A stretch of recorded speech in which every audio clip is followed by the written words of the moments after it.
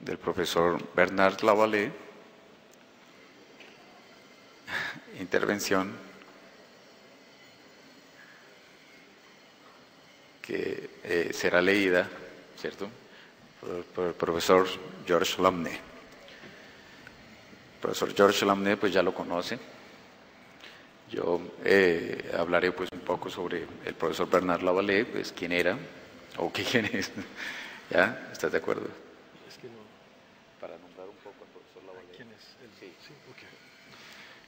El profesor Lavalle es profesor de la Universidad de París, se desempeña en el área esencialmente de hispanismo.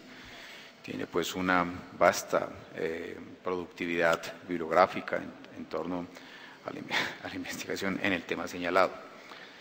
En su vasta producción en general, tiene algunos textos de reciente publicación, entre los cuales están Los intelectuales de la época colonial, entre la subordinación y el poder del discurso, publicado en 2008.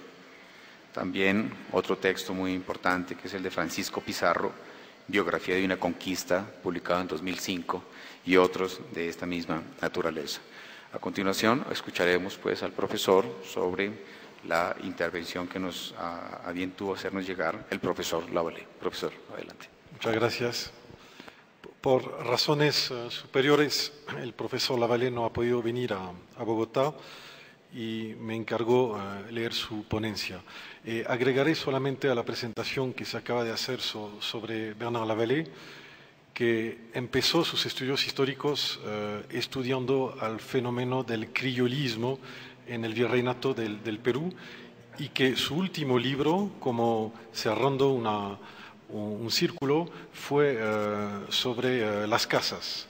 Y precisamente son dos temas que vamos a encontrar entrecruzados en la ponencia que nos mandó, y que está titulada sobre indios y criollos, creación e imposición de identidades subalternas en un contexto colonial. La irrupción hispana en el Nuevo Mundo significó, en cuanto a identidades, un trastorno total de lo que hasta entonces había vivido la realidad americana. Si bien la conquista, de manera espontánea y pragmática, impuso de hecho en la práctica un tipo de relaciones entre vencedores y vencidos, una de las grandes cuestiones que durante buena parte del siglo XVI estuvo en el centro de la reflexión española sobre las entonces llamadas Indias Occidentales, fue precisamente la de la situación respectiva y relativa, por una parte, de los vencedores ibéricos y por otra, de las diversas poblaciones encontradas al otro lado del océano, en lo que se refería a la naturaleza de estas, a las posibilidades de su recepción del mensaje evangélico, a su espacio y lugar en la nueva sociedad que se estaba plasmando y a lo que entonces se podría exigir de ellas, tomando en cuenta los principios que se barajaban en los medios de gobierno en España, pero también las exigencias evidentes de la relación de dependencia que en adelante iba a unir a ambas márgenes del Atlántico. Eso es una frase muy proustiana, ¿eh? El primer punto de la ponencia de Bernard Lavalle se titula Las trampas de la alteridad manipulada. Desde fecha muy temprana, o sea, desde las leyes de Burgos de 1512 y desde los primeros tratados de Matías de Paz en lo teológico o de López de Palacios Rubios en el campo del derecho, ya estaba bien claro que las normas a seguir en el tratamiento de las gentes de Allende los Mares dependían de quienes éstas eran realmente, de sus aptitudes y limitaciones. Ese problema volvería a tomar una importancia central y fundamental en los debates que opusieron a Bartolomé de las Casas y Juan Ginés de Sepúlveda, y se concretaron en particular en la famosa controversia de Valladolid de 1550-51. Los argumentos opuestos por ambos contrincantes giraron entonces alrededor de la definición de la naturaleza de los indios, de la que todo dependía, partiendo cada uno, pero de manera radicalmente opuesta, de la enseñanza aristotélica. Para Sepúlveda, los múltiples efectos negativos del entorno americano habían impactado desfavorablemente a esos naturales y habían llegado a modificar negativamente su naturaleza, lo cual permitía considerarlos, según las normas del Estagirita, como siervos a natura. Al revés, partiendo de una sentida y detallada exaltación del mundo americano, de ahí el hecho de que su apologética historia de las Indias empiece por 32 capítulos dedicados a presentar el entorno americano, Las Casas exponía que los indios eran en todo comparables con los europeos, lo cual implicaba que se les debía tratar en principio con una absoluta igualdad, eso sí adaptada en un primer tiempo a la realidad del momento. La situación colonial exigía, pues, una definición de ese otro recién descubierto, una identificación de ese ser con el que los españoles pretendían construir la nueva realidad indiana. Ese proceso de definición comenzó por la taxonomía. Se impuso al otro americano un nuevo nombre que supuestamente bastaría para identificarlo: indio. Rápidamente, la sociedad, cada vez más compleja, exigió que también se precisara y diversificara esa taxonomía colonial. De ahí la aparición de términos como mestizos, zambos, etc., fue tan en boga en Nueva España, Quito o Lima. De hecho, esto iba a tener como consecuencia la creación de equivalentes a verdaderos gentilicios, elementos, como se sabe, fundamentales de las identidades colectivas. Esa nueva taxonomía también funcionó a nivel regional, cuando, por razones de eficacia colonial, la administración española, paralelamente a la reestructuración del espacio que controlaba, reorganizó, según su lógica de poder, las denominaciones de las diferentes etnias indígenas, modificando las tradicionales, creando o anulando otras.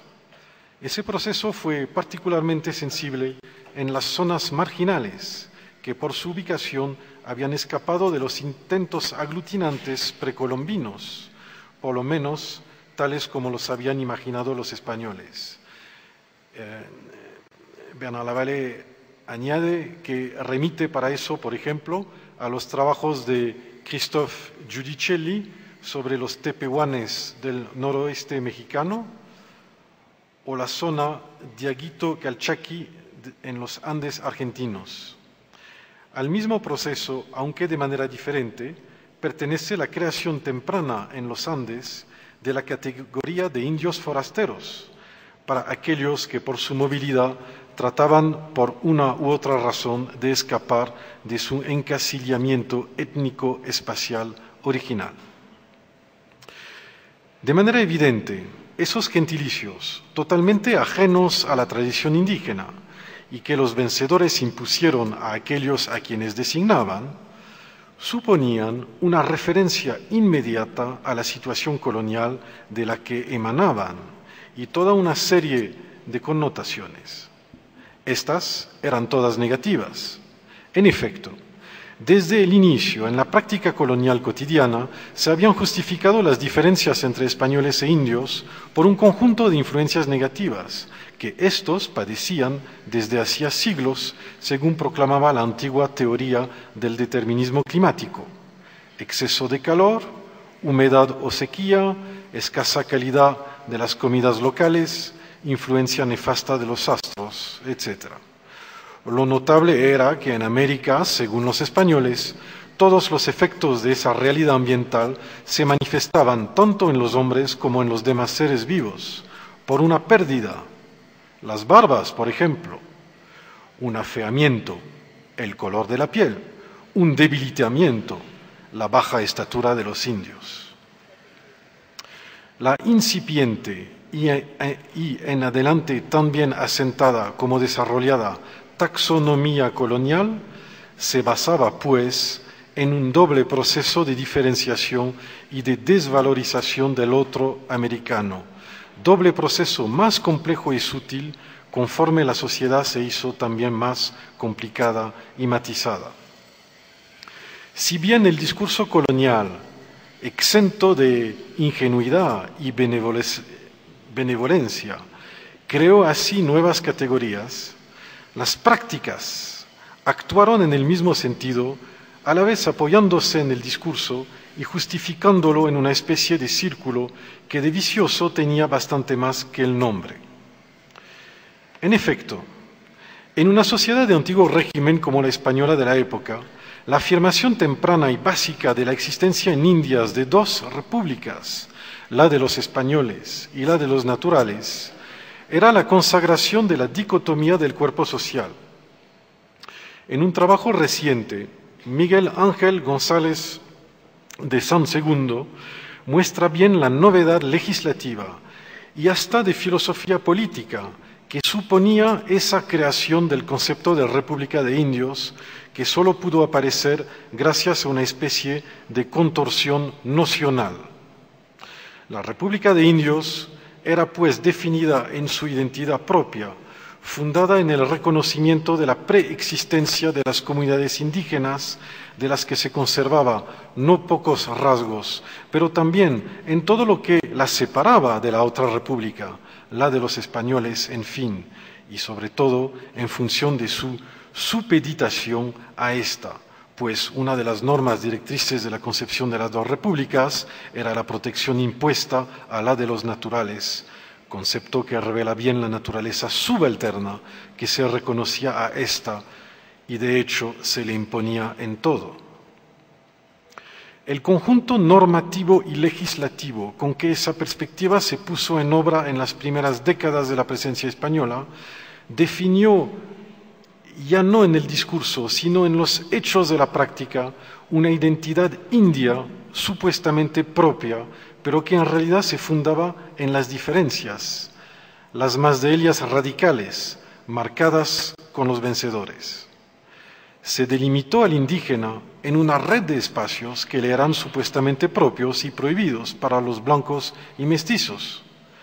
Los pueblos rurales indígenas remodelados con una profundidad variable por la nueva legislación, despoblaciones, refundaciones de pueblos. Y toma, por ejemplo, las reducciones toledanas en el Perú, el Aylú andino, en Nueva España el Atlepetl, Nahua o el Caj yucatesco. Pero también barrios reservados en las capitales, por ejemplo, el Cercado de Lima. Se fijaron también reglas muy precisas para una apariencia física determinada del indio, como vestidos específicos y hasta corte particular del cabello. Recuérdese al respecto la precisión puntillosa de las pragmáticas suntuarias y la serie de detalles cuidadosamente graduados según el lugar de cada uno en el escalafón étnico-social que propone Huamán Poma de Ayala en su nueva crónica y buen gobierno. Se precisaron prohibiciones, derechos en general limitados, obligaciones normalmente exigentes, sitios y papeles bien precisados en las celebraciones religiosas y laicas, que definían al indígena como participante, eso sí, pero de posición y rango subalternos en la sociedad. Es lo que se desprende, por ejemplo, de manera nítida en los Andes de las famosas ordenanzas del virrey Toledo en la década de los años 1570 y de la reforma programática de la que se inspiró en el gobierno del Perú de Juan de Matienzo. En un terreno diferente, se puede hablar también del enorme trabajo, a veces calificado de manera algo anacrónica, como antropológico, en particular de los religiosos, que en sus obras trataron de entender al indio, su lengua, su modo de vida, su pasado y sus creencias, para llegar a una evangelización más real y profunda. Si bien de los primeros franciscanos novohispanos del siglo XVI, Sahagún, Motolinia, a los misioneros jesuitas